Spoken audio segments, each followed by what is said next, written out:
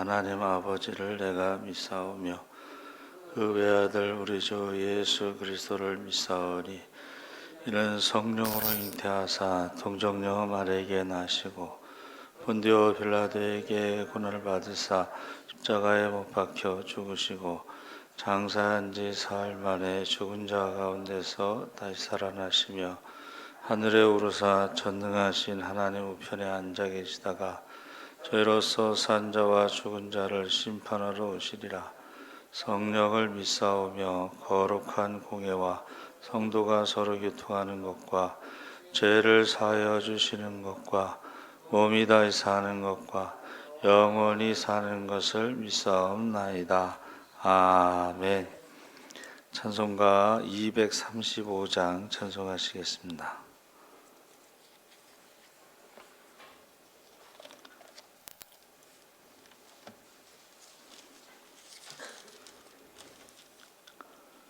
찬송가 235장 찬송하시겠습니다. 보아라 즐거운 우리 집 밝고도 거룩한 천국에 거룩한 백성들 거기서 영원히 영광에 살겠네. 거기서 기쁘고 즐거운 집에서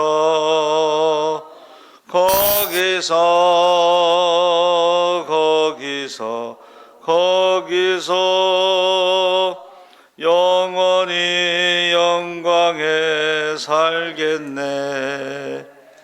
앞서간 우리의 친구들 광명한 그 집에 올라가 거룩한 주님의 보좌 찬미로 영원히 즐기네. 거기서 기쁘고 즐거운 집에서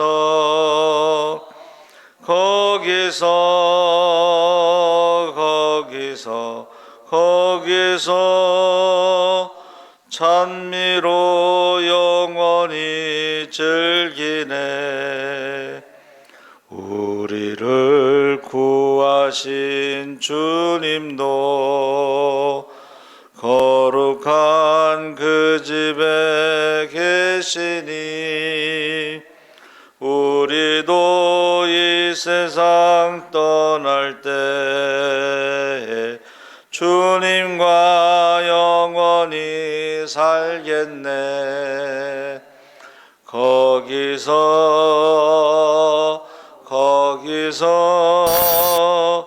기쁘고 즐거운 집에서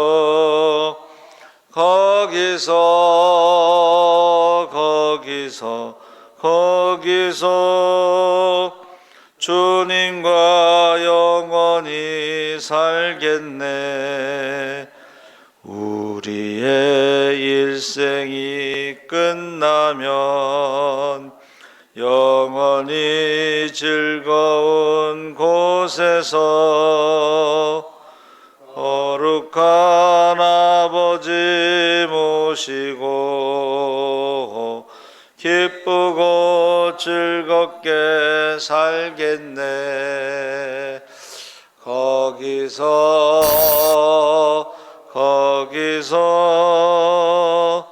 기쁘고 즐거운 집에서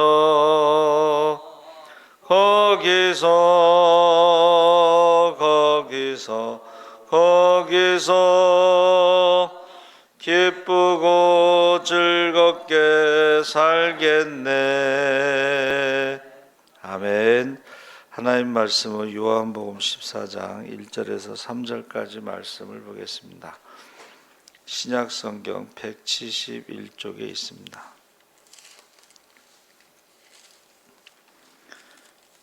14장 1절에서 3절까지 우리 다 같이 읽겠습니다. 너희는 마음에 근심하지 말라. 하나님을 믿으니 또 나를 믿으라. 내 아버지 집에 거할 곳이 많도다. 그렇지 않으면 너희에게 일렀으리라. 내가 너희를 위하여 거처를 예비하러 가노니 가서 너희를 위하여 거처를 예비하면 내가 다시 와서 너희를 내게로 영접하여 나 있는 곳에 너희도 있게 하리라. 아멘. 할렐루야. 좋은 아침입니다. 잘 오셨습니다. 감사합니다. 오늘 말씀의 제목이 천국의 집짓기입니다. 천국에 대해서 우리가 모르는 것이 너무도 많다. 장차 천국에 들어갈 사람인데 천국에 대해서 관심이 부족하다. 그렇다면 장차 우리가 들어갈 천국은 대체 얼마나 넓은 곳인가? 천국에서 나는 어느 동네에 가서 살게 될 것인가? 천국에서 내가 차지할 기업은 어떤 방식으로 결정되는가? 내가 거주할 집은 또 어떻게 준비되어지는가? 거기에 대해서 우리가 말씀을 나누려고 합니다. 천국에 들어가면 성도들이 받을 상이 있는데 세 가지가 있습니다. 하나는 14만 4천석의 보좌 자리에 앉는 것, 또 하나는 여러 종류의 면류관을 쓰는 것, 마지막으로 자기를 위해 마련된 천국집에 들어가는 것입니다. 그래서 우리가 보좌라고 하는 것은 14만 4천 명은 아무나 앉을 수 있는 자리가 아니고 거기는 성경이 보니까 이긴 자가 되어야 그 자리에 앉는다. 그래서 죄와 싸워서 이긴 자가 되어야 앉는다. 그러니까 우리 이단들이 14만 4천 명이라는 건 이제 틀린 거야. 보좌에 앉는 사람들만 14만 4천 명인데 그들은 이긴 자들이 그 자리에 앉는다. 또 24장로회에 바로 이긴 자들만 주어지고 면류관은 좀 다르죠. 보좌 자리보다는 얻기가 훨씬 수월하기 때문에 그래서 이 땅에서 맡겨진 사명을 따라 충성하면 거기에 면류관을 받을 수 있다. 그래서 사도 바울이 뭐라 그랬어요? 내가 선한 싸움 다 싸우고 달려갈 길을 마치고 믿음을 지키면 나를 위해서 준비된 그 의의 면류관을 받을 것이다. 나만 받는 것이 아니라 너희도 선한 싸움 다 싸우고 달려갈 길을 마치고 믿음을 지키면 받을 것이다 그랬죠. 그래서 천국에서는 누가 자기의 천국집에 들어가서 살게 되는가, 누구나 가능한가, 규모는 어떤가 해서 성경에 나와 있는 것을 가지고 이제 정리를 하는 거죠. 구체적으로 이제 천국은 영적인 존재들이 거처하는 곳인데 그 천국에서 하나님을 예배하고 찬양하는 존재, 그 중에 하나가 천사고 또 하나는 이미 천국에 들어가 있는 성도들이 그 찬양하고 예배드리는데 천국 갔다 온 사람들의 간증을 보면 그 천사들과 성도들의 그 찬양이 참 대단하다 이렇게 표현할 수밖에 없어요. 그래서 천국에 들어가면 보좌를 기준으로 왼쪽에는 천사들이 찬양을 드리고 오른쪽에는 성도들이 찬양을 드리게 된다 그랬습니다. 그래서 천사들은 어디에 거주하는가, 성도들은 어디에 거주하는가에서 본문 말씀에 예수께서 장차 제자들이 천국에 들어오면 살 거처가 분명히 있다고 말씀하셨죠. 그런데 그 천국의 새 하늘과 새 땅처럼 그곳에도 하늘과 땅이 있는데 그 집을 예수님이 집을 짓는다고 하셨는데 그 재료가 바로 성도들이 이 땅에서 어떻게 사느냐에 따라서 그 재료가 올라간다는 거죠. 그래서 계시록 21장 16절 17절에 보면 새 예루살렘이요 길이가 너비와 높이가 네모가 반듯한 이 정육면체인데 12,000 스타디온 이건요 지금 우리로 계산하면 22,020km 그러니까 굉장히 큰 거죠. 그러니까 우리가 이게 높이와 넓이와 길이가 같다는 것은 그 천국의 어떤 그 크기가 이 높은 고층 빌딩이 있죠. 22,020km 높이의 어떤 그런 높이가 있다는 거예요.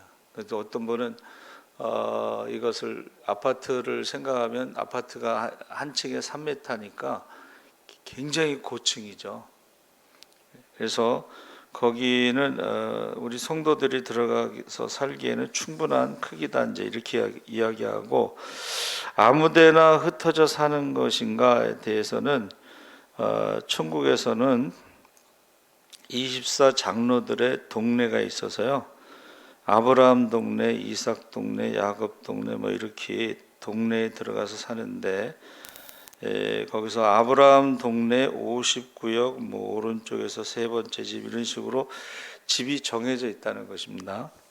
그래서 아브라함 동네에서 살다가 뭐 내일은 요셉 동네에서 사는 것이 아니고 정해진 마을, 정해진 구역에서 사는 것이다.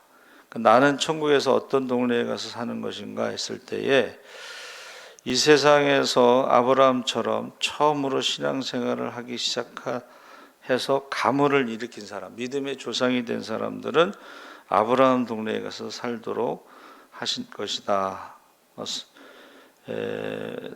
날마다 회개하라 천국이 가까웠다 외치는 사람들은 세례 요한의 동네에 가서 살게 될 것이다.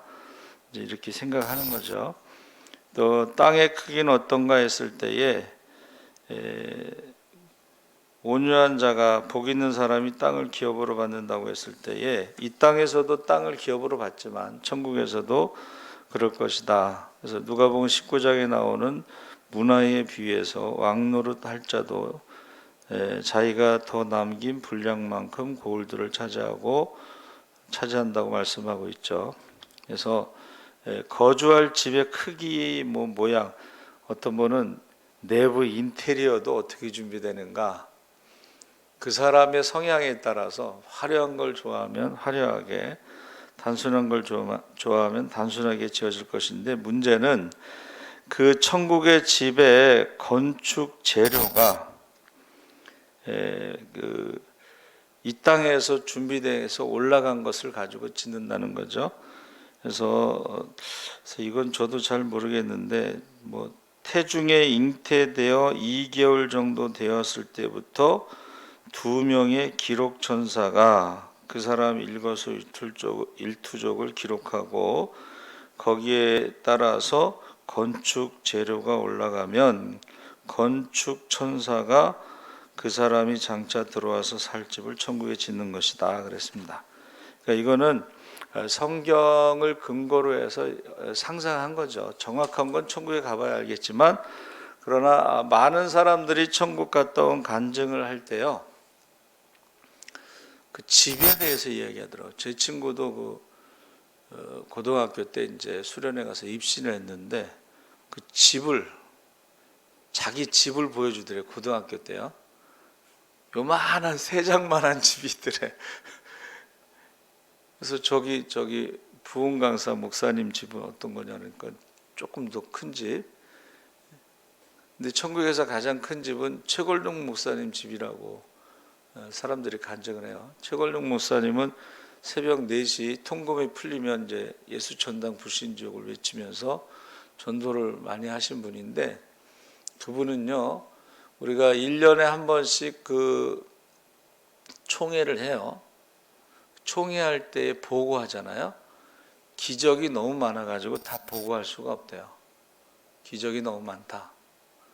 근데 뭐 비슷한 경험을 제가 한 것은 뭐냐면, 우리 전도 축제 강사 그 박병선 장로님 있죠. 박병선 장로님이 각 단체에서 주는 상패가 너무 많아가지고, 그 장로 장립식 할 때의 시간은 좀 정해져 있잖아요. 뭐 1시간이면 1시간, 2시간이면 2시간. 근데 박병선 장로님에게 들어온 공로패, 감사패 뭐 이거를 주는 데만 해도 한 2시간은 걸린대요. 그래가지고 담임 목사님이 대표로 몇 개만 하자. 그 몇 개의 개수 가지고 장로님하고 좀 이렇게 많이 이렇게 시간을 토론했다고 그래요. 그분이 전도해 가지고 각 단체에서 주는 게 어마어마해요. 국회에서부터 시작해가지고 국민일보, CTS 뭐 이런 데서 주는 게 어마어마합니다. 근데 똑같이 어떤 박 장로님이 두 분이 이제 장립을 하는데, 박병선 장로님은 늦게 신앙생활했잖아요. 50이 넘어서. 그분은 이제 일찍 하시고, 순서는 그 다른 박 장로님이 먼저예요. 그런데 그 박 장로님에 대해서는 아무것도 없어요. 근데 이 박병선 장로님은 모든 단체에서 이게 막 너무 많아가지고 골라야 돼. 여러분, 천국에 갔을 때도 최걸룡 목사님은요, 1년에 전도하다가 일어난 기적을 다 보고할 수가 없어, 시간상. 어마어마한 기적들이 매년 일어난 거예요. 그래서 제가 이제 기도하는 가운데 우리 사순절 기간 동안에 우리 성도들이 기적을 체험하시기 바랍니다. 그 중에서도 이제 모세가 120세에 눈이 흐리지 않은 것처럼 그런 건강의 축복을 받으시기 바랍니다. 우리가 기도를 해야 돼요. 하나님, 모세가 120세에 눈이 흐리지 않았습니다 하고 기도해야 됩니다. 그래서 지금 만약 노아의 집은 천국에서 방주처럼 생겼을 것이다. 다윗의 집은 아키처럼, 하프를 탔죠, 다윗이. 그래서 아키처럼 생겼을 것이다. 뭐 그런 식으로 인테리어 뭐 그런 것도 다 그 사람이 어떻게 신앙생활을 했느냐에 따라서 정해질 것이다. 그렇게 말하고 있습니다. 그래서 어떻게 하면 천국에 들어갔을 때에 내가 거주할 땅과 천국집과 인테리어를 풍성하고 아름답게 준비할 수 있는가? 첫 번째는 우리가 이 세상에서 섬기고 봉사한 만큼 건축 재료가 천국에 올라간다. 그래서 우리가 어떻게 신앙생활 하느냐, 섬기고 봉사한 만큼 건축 재료가 올라간다 그랬습니다. 그래서 우리가 이 섬기고 봉사하는 것이 굉장히 중요하다. 집을 짓는 거니까. 그래서 우리가 집을 지을 때도요, 그 재료 그걸 어떻게 짓느냐에 따라서 가격이 많이 차이 나요. 그래서 제 친구가 교회 건축할 때에 마침 그 교회에 건축하는 분이 계셔가지고 설계도에서부터 재료 있잖아요. 그거 어느 회사 몇 번 뭐 이런 식으로 모델 남바까지 딱 정해주니까 그 건축업자가 바꿀 수가 없어요. 굉장히 많이 차이가 납니다. 두 번째는 우리가 이 세상에서 주님을 기쁘시게 할 때도 건축 재료가 올라간다 해서 우리가 하나님을 영과 진리로 예배를 드리고 마음을 다해 주님을 찬양하고 주님께 영광을 돌리면 그 재료들이 제물처럼 향기롭게 받으셔서 천국에서 좋은 건축 재료가 될 것이다. 그렇게 말하고 있습니다. 그래서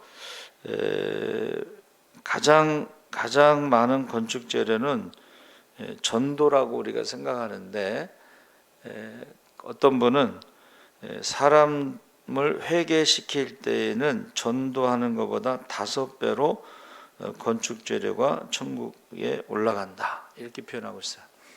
그래서 저도 그 비슷한 말을 들은 적이 있는데,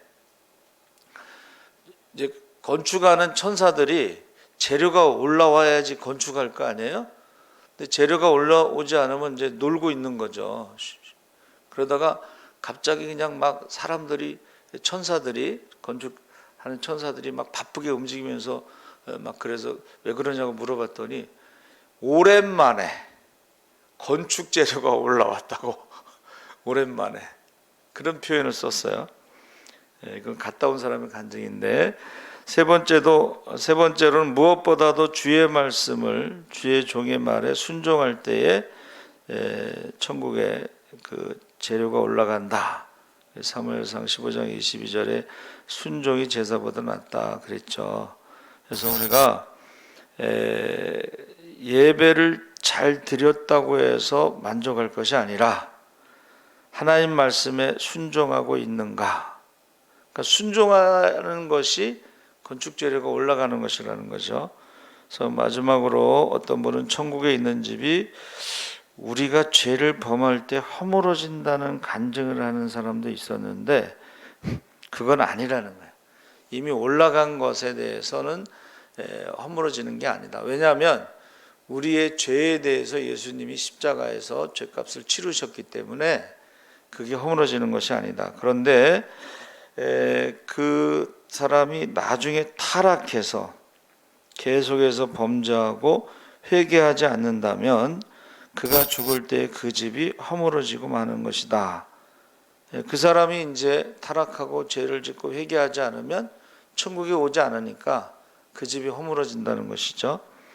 그래서 우리가 예수 믿고 구원받는 것이 전부가 아니고 죄의 권세로부터 사단의 세력으로부터 죽음으로부터 벗어난 구원이 일차적인 구원이라면 우리는 어떻게 믿음 생활하느냐에 따라서 이제는 집을 짓는 것이다. 그러니까 이 땅에서도요, 주의 말씀 듣고서 순종하는 자는 반석 위에 집을 짓는 것 같고, 이 땅에서도 말씀을 듣고 순종하지 않으면 모래 위에 집을 짓는 것과 같다 그랬죠. 그래서 분명히 천국에 올라가면 그 집이 각각 크기가 다르다 하는 것을 간증을 이제 많이 하죠. 저도 그것을 어느 정도는 믿는 것 같아요. 왜냐하면 우리가 믿음으로 구원받지만 그 다음에는 순종함으로 우리가 상급을 받잖아요. 그래서 유명한 예화가 있잖아요. 그 선교사님이 이제 자기 집에서 일하던 사람에게 이제 집을 아주 좋은 기와집을 하나 지라고. 근데 이 사람이요, 이제 선교사님이 가면 자기는 이제 아무것도 남지가 않잖아요. 그래서 그 기와집을 지으면서 돈을 많이 빼먹고 엉터리로 지은 거예요.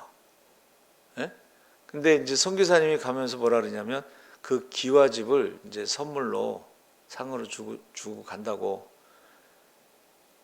자기 집이 짓는 줄 모르고 엉터리를 지은 거예요. 부실공사를 한 거예요.